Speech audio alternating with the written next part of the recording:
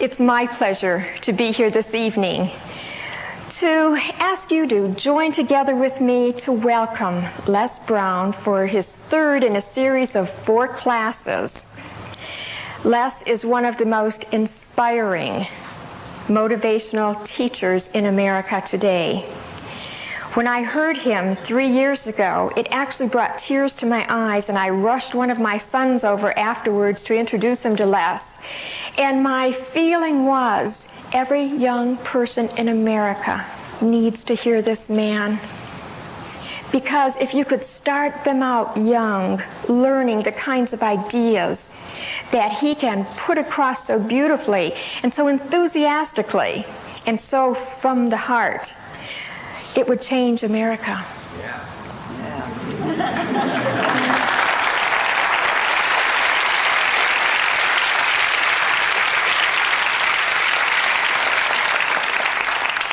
And I knew when he was here before, we'd be having him back again. You know how you just know some things?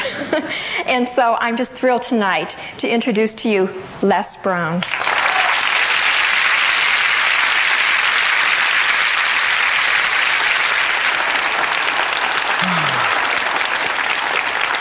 Good evening.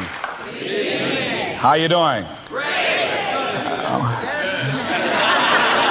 I'll ask you how you doing. I want you to say better than good and better than most. How you doing? Better than good and better than most. I know that's right. And sometimes even better than that, right? I'd like to just let you know I really appreciate the opportunity to share some time with you again. Why don't you give Lenore a round of applause, please? Very beautiful personality.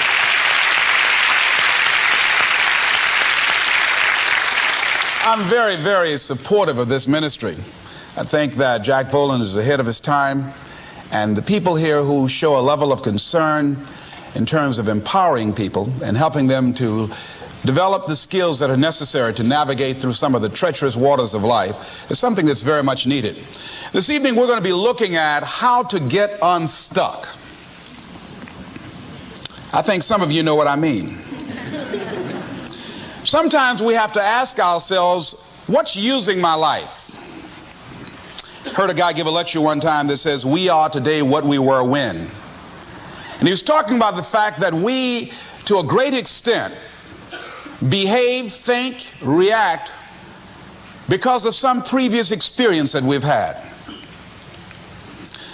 One of the things that we know about life is that it is always changing. Sometimes you're up. Sometimes you're down. Sometimes things go real well, and sometimes they don't. Sometimes you're happy, and sometimes you're sad. Now that's that thing called life. And when we begin to understand and know that, accepting that reality that we will never ever have things just on an even keel all the time, that you're going to have some ups and you're going to have some downs, but during those down moments, that's where the growth takes place. That's where the work is. See, anybody can feel good when they have their health, their bills are paid, they have happy relationships, the children are acting normal, business is successful. Anybody could be positive then. Anybody can have a larger vision then. Anybody can have faith under those kinds of circumstances. Am I correct? Yeah. See, but the real challenge of growth, mentally, emotionally, and spiritually, comes when you get knocked down. Somebody said that adversity introduces a man to himself or a woman.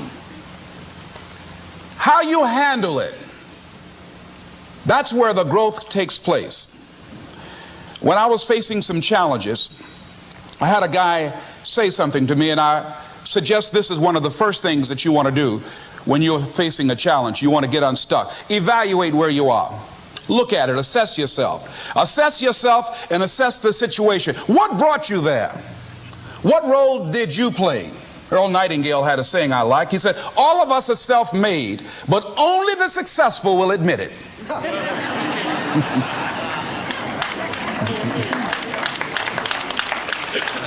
What has brought you to this point? What did you learn from it? Are you learning anything? Or are you doing it over and over and over again? Somebody said that insanity is doing the same thing in the same way, expecting a different outcome.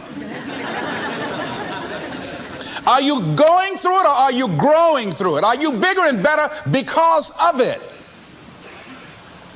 Because it's not going to leave you until you grow through it.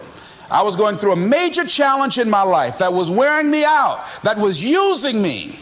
And one of my students told me in a class that I was teaching, Lessons in Truth, she said, Les, until you handle it with grace, it will stay in your face. And it stayed there a long time. The challenges of life. How do we get stuck? A friend of mine went through a divorce. My best friend. He had a wife that did not love him as much as he loved her. It was his first real true love. He was a very religious man. Did not believe in divorce. He made a mistake. And he paid for his mistake with a lot of pain, a lot of tears. And there came to a point where he knew he should have gotten a divorce. But he was stuck. He was stuck in something called revenge. He said, she's made me so miserable, I'm going to pay her back. He was stuck. And he stayed in there longer than he should have because it began to attack him. It began to affect him psychologically.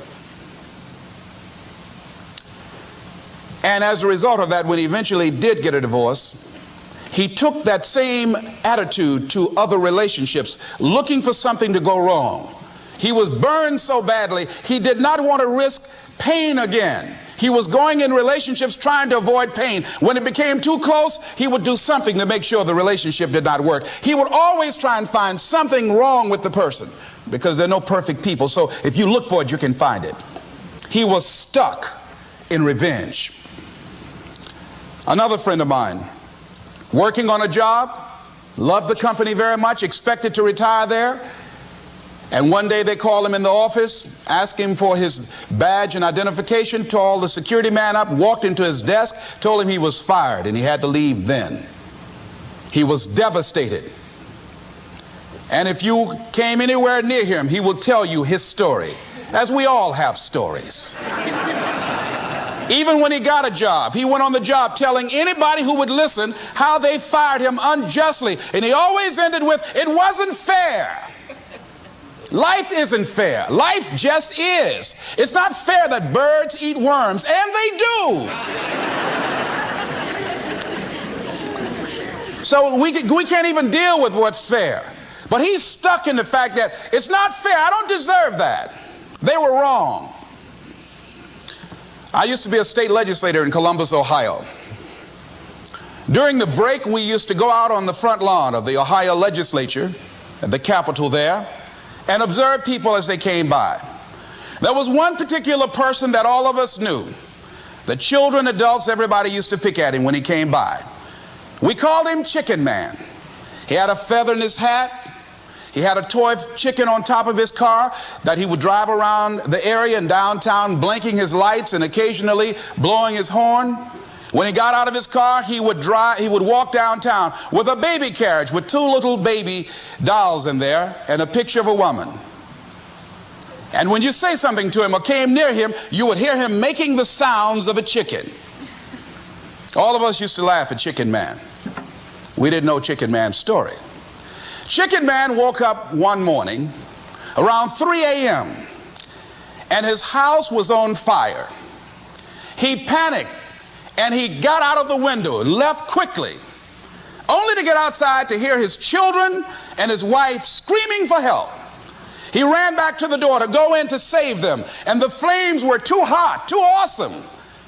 He tried to get in, he couldn't get in. He was desperate, frantic. Pretty soon the cries stopped. They perished in the fire. His brother-in-law came, found out that his sister had died and his nieces in the fire, grabbed Chicken Man and started beating him. You chicken, why did you save my sister? You're a chicken, you're a chicken. When the people pulled him off Chicken Man, they picked him up and said, are you all right? And Chicken Man looked at him and he started making the sounds of a chicken. he never ever overcame that tragedy. He was stuck from that experience. None of us knew why Chicken Man went around with this picture and these little dolls.